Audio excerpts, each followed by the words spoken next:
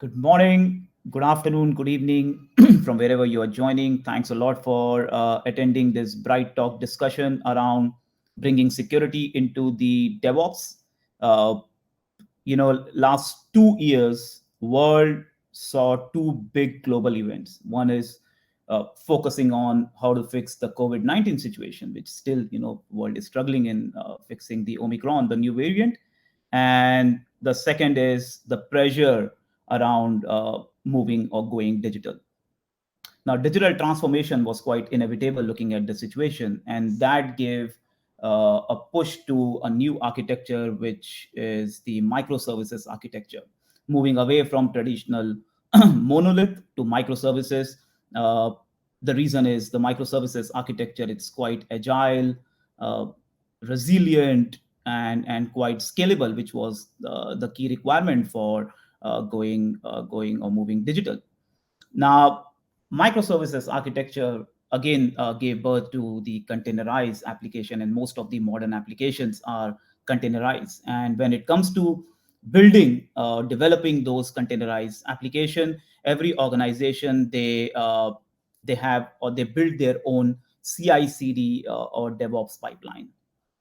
But that DevOps pipeline, it's a quite a cool concept, but that brings in another set of security issues. And that's exactly we're going to learn today in the session, that what exactly is the DevOps pipeline, what are some of the security issues related to the DevOps pipeline, the threat landscape around containerized application, and what's the best approach to fix those security issues and bringing security into DevOps, which is DevSecops.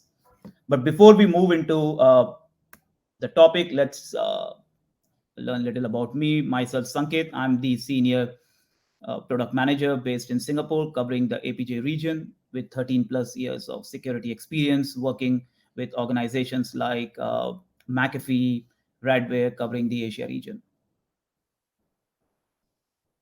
So why DevSecOps? Why we are discussing this topic and why this topic suddenly has gained traction in the market. But before we go into the key topic, let's understand what exactly is the DevOps or CI/CD pipeline.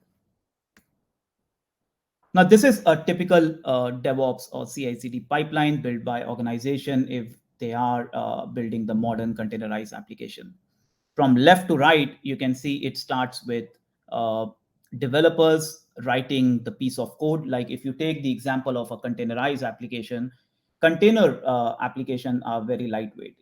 Developers, they just write a piece of code. They start with some base image or any pre-built container images, and they write some line of codes, the dependency, the binary dependency, and that's it. So those are the lines of code written by the developers. It goes through a regular code check, and once a developer is ready to commit the code and they commit the code, the pipeline starts.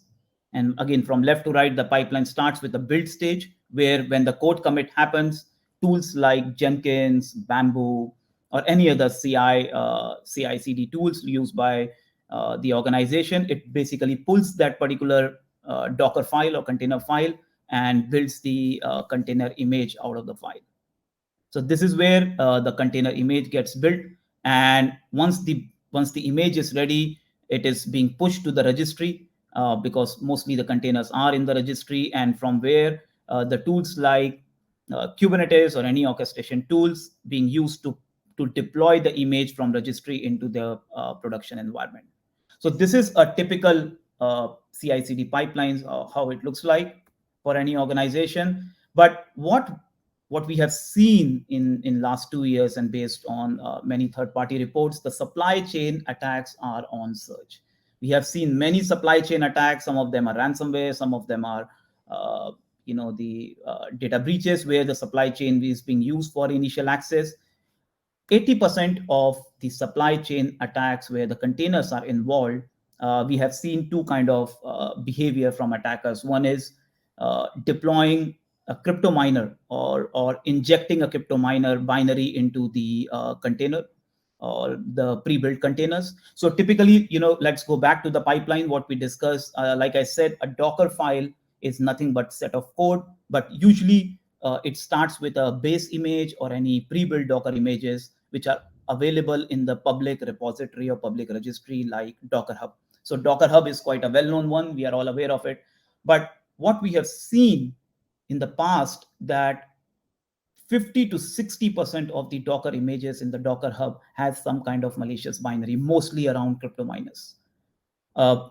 Attackers, they use typo squatting kind of attack to make their Docker or to look their Docker nomenclature very similar to the pre-built images. And if developers are using those image to develop their own containerized app, they will 100% have those malicious binary. So malicious binary mostly around crypto miners, what we have seen in the past. And the second is around misconfiguration. So we have seen, during the development phase, always there are certain misconfiguration. And what we have seen in the container world, the most common one is leaving behind the secrets in the Docker file. So there are many ways where developers can add a secret in their container app or Docker file. Either they add in the file or they add or they have a separate location, the secret location from where the container image can read the secret, which is actually a best practice. But most of the time we have seen that developers, they leave behind the secrets inside the Docker file. And if anyone has access to those image, they dissect and they can get access to those secrets. So these are the two key attack tactics what we have seen in the container world. Now that brings into the key topic, like what is DevSecops. So we saw the pipeline, we saw some of the attack vectors in the container world, but what exactly is DevSecops? So DevSecops, the simple definition of a DevSecop is security enabled DevOps. Now what it says is the three key requirement. One, security should be at each and every stage of the pipeline, pre-runtime to the runtime. So we saw that from Docker file, how the image is being built, how it is being pushed to the registry, and how it's being deployed. So once it is deployed, the containers are running, that becomes a runtime.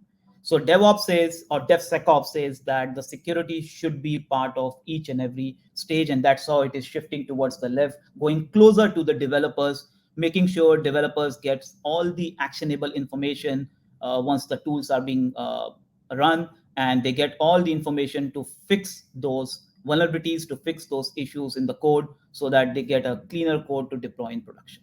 So this is exactly the requirement from the DevSecops. Now, what's the right way, or what's the best practice to bring in security into the DevOps cycle or pipeline? So Crowdstrike, we offer end-to-end from pre-runtime to runtime, the security solution, fixing all the security issues within the DevOps pipeline, starting with the image scanning. Like I said, during the build stage, the image is being built from the Docker file. So Crowdstrike, we have two approach to scan the image, either during the build stage, where we can integrate, or developers can integrate with their CI tools like Jenkins, Bamboo, the Crowdstrike image scanning functionality. And once the image is being built from a Docker file, the image can be automatically pushed into Crowdstrike for scanning. That's option number one. And once the scanning is done, the results can be pulled automatically by those tools, and developers can have full access. The second option, which is little frictionless from the developer's point of view, where we don't have to integrate or we don't have to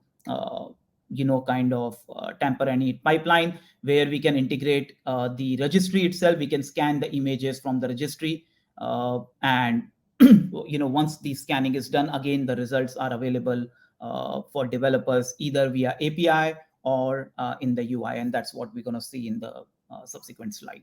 But technically, like I said, the security is or should be there at each and every stage. So this is the first stage where the built image should be scanned either during the build stage or when it is pushed into the registry. The ultimate goal is to get the details around any vulnerabilities, misconfiguration, or any kind of malware or malicious binary inside the built image. So that's the pre-runtime. But Crowdstrike, we also offer the runtime protection against the threats when the containers are running in production environment. So we're going to learn in my subsequent slide how CrowdStrike helps to protect any attack, because some of the attacks can be seen only during runtime. Not everything can be detected during the image scanning stage. But like I said, security is important at every stage from pre-runtime to runtime, and that's how CrowdStrike helps to bring in security. So let's start with the first one, the container image scanning. Like I said, it can be, or the image can be scanned during the build stage or when it is pushed into the registry. But the ultimate goal of image scanning is to make sure developers or organization, they get full visibility around any kind of vulnerabilities, misconfiguration, or any malicious binary or malware inside their build code or build image. So once CrowdStrike received the image either from the build tool or from the tools like Jenkins or scanning from the registry. It scans against all the three parameters, which is vulnerabilities, malware, and misconfiguration.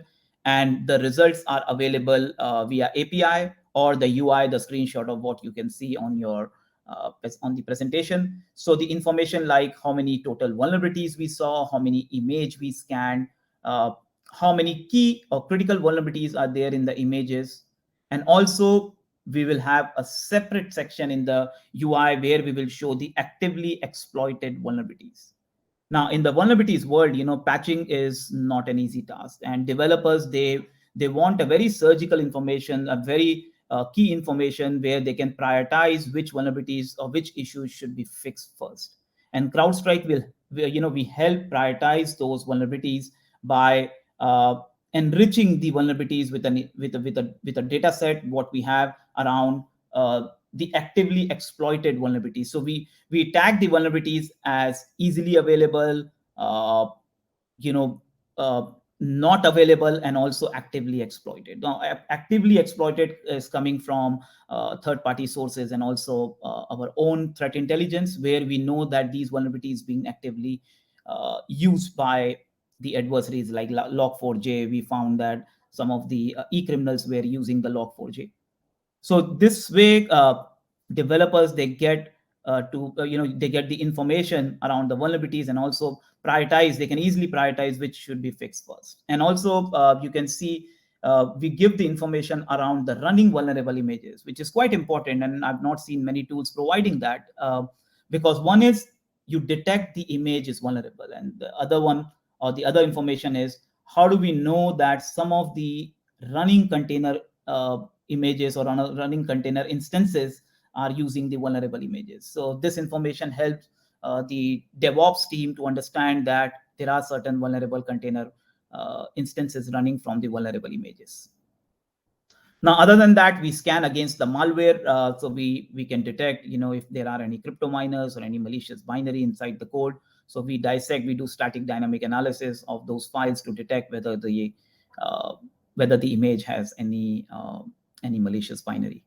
And also at the bottom, you can see we detect some of the key misconfiguration. Like I said, misconfiguration is another uh, information that is easily exploited by the adversary. So we scan the code and we detect if there are any instruction set used in the Docker file which are vulnerable, if there are any secrets left behind in the Docker file, if the image itself is running as a root, like a root container or a privileged container. So these misconfiguration gives the visibility to developers that is something wrong in the Docker file, and which helps them to fix those issues and build a new image.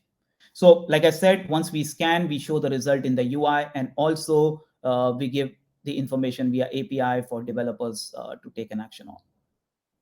Not only that, like I said, one is scanning, giving visibility around the vulnerabilities, misconfiguration, and malware. And the second is giving right actionable information at the right time to the developers. So for that, CrowdStrike, we have our built-in prevention policies for the vulnerable images.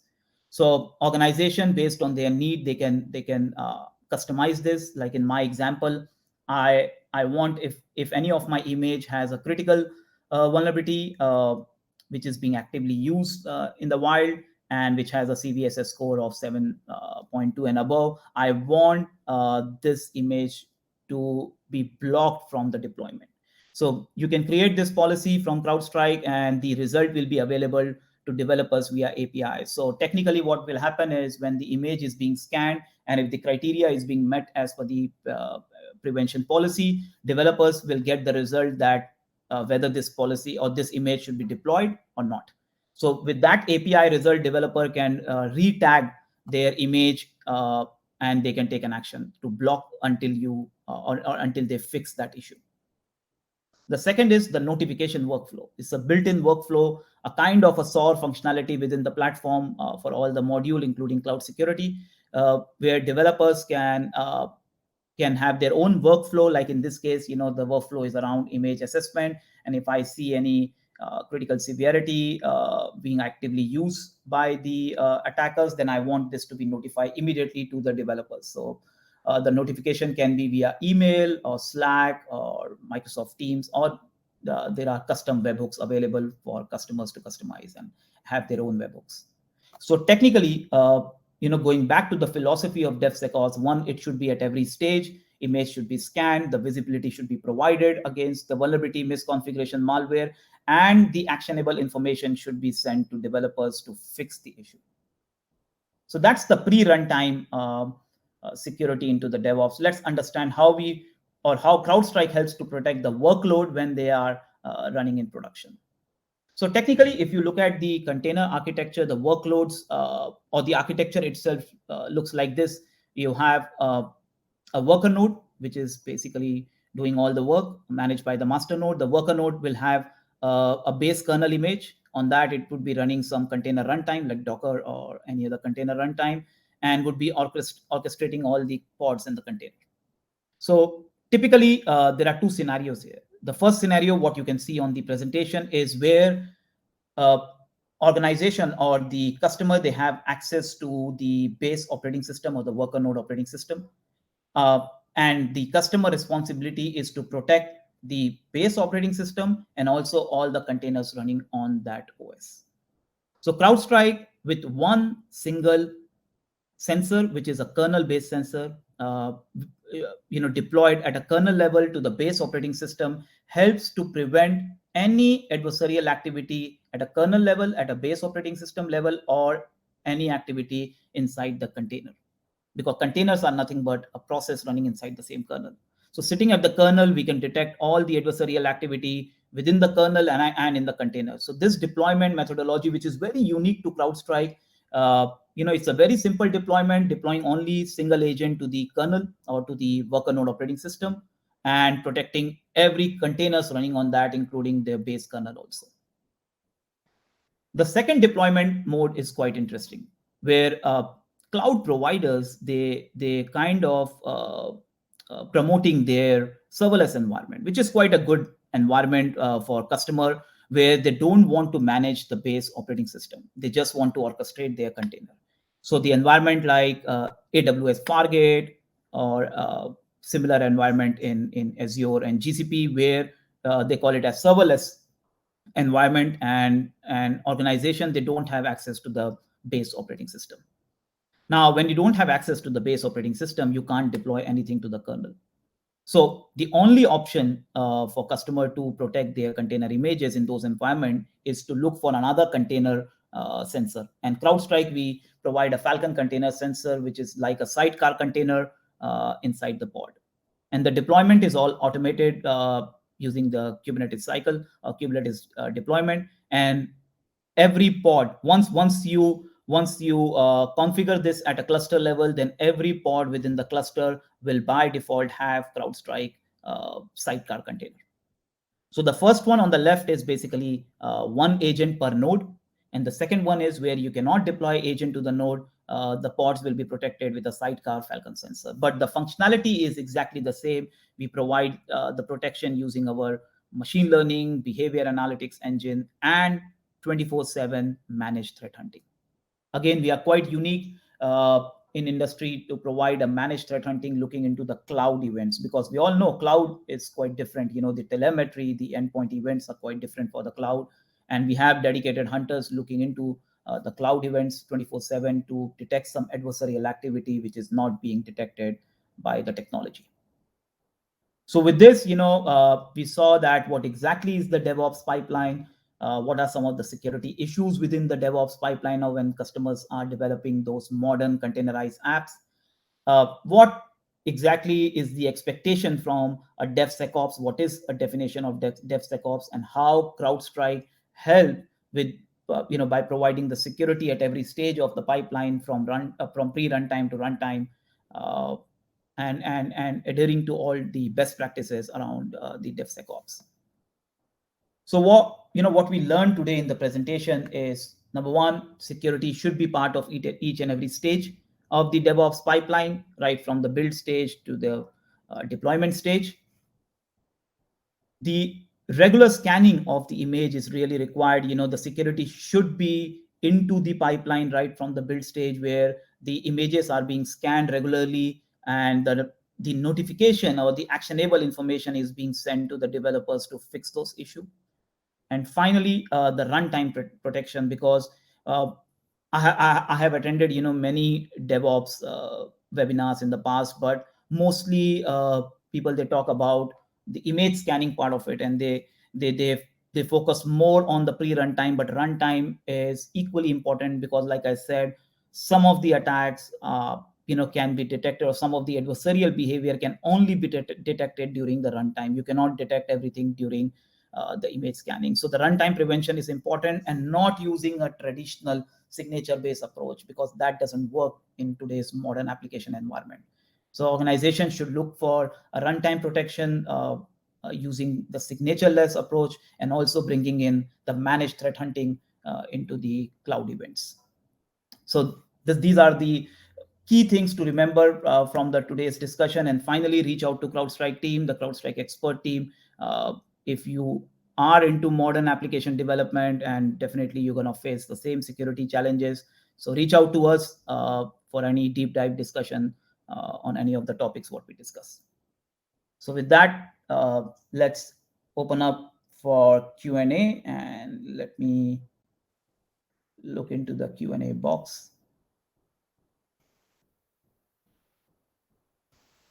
Okay, I can see some of the questions. The first one is, let me read out for you all. What all Kubernetes environments are supported for protecting containers against the runtime threats?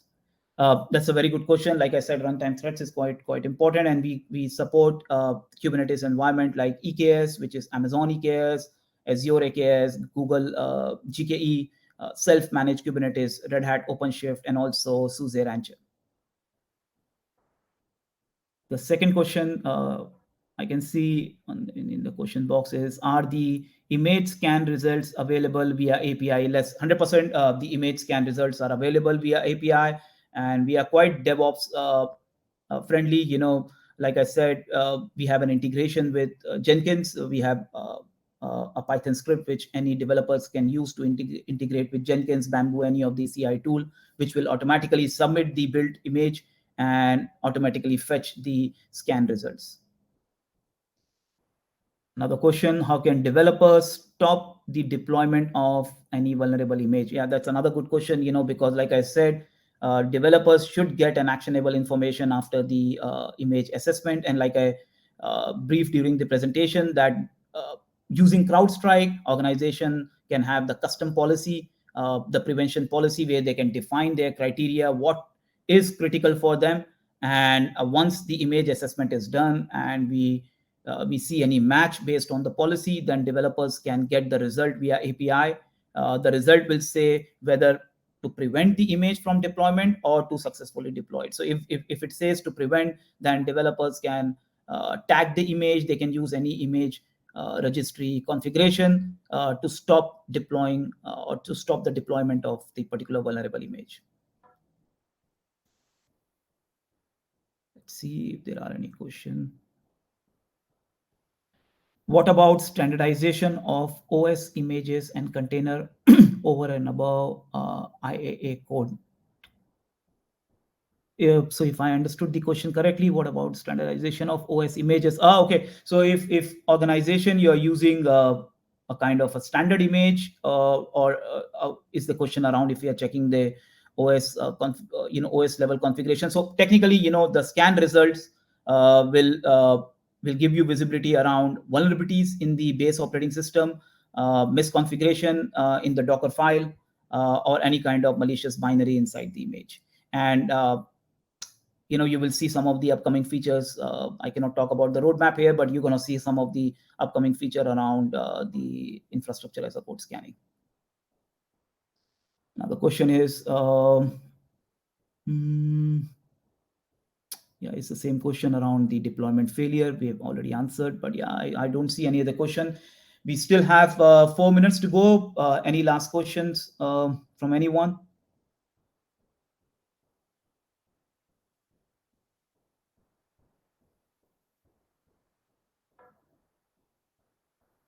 If not, then thank you very much. Thanks for joining the session. Hope I was able to explain what exactly is the DevOps pipeline, the security challenges, and some of the fixes provided by the unique technology from Crowdstrike. So any further deep dive, please do reach out to us. We can have a demo session or a deep dive discussion around any of the technologies. Thank you very much. You guys stay safe and have a great week ahead and a great weekend. Thank you.